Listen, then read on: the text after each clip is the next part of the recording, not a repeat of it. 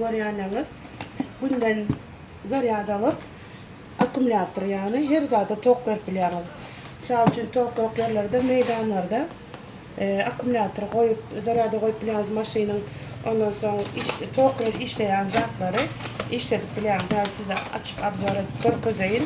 Bahalaryny videonyň soňuna çenli görseňiz, bahalaryny hukman koyup geçeceğiz. 220 volt berýändir arkadaşlar şu aparatymız. Gün 220 volt berýän. Arkadaşlar seyredim şu oraya paneli var. Güneşten yürüyüp zaryad alýar. İçindeki zatlarını obzor edeyim. Yine şu akkumulyatorun özü var. Şunu realıqına. Şu güneşten zaryad alýar dolýar. İberde de çatylýanjy zatlar var. Şuraya koropkada.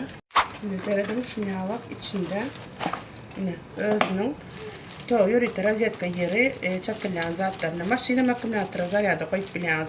Akkumulyator çökön ýagdaýynda. Ýanda da şuraya aljak lampoçkası gelýär. Häzir işledibem size görkezers. Yine seyredim hormatly izleşler. Şunu häzir şunun toğ näl berýäni görkezmek üçin ine bulam lampa. Şunu çatdýas ine. Şeydip lipoyerik pirnoska ýa-da ışık hökmünde ulanıp bolýar. Beýle zatlara ben çatyp görkezers.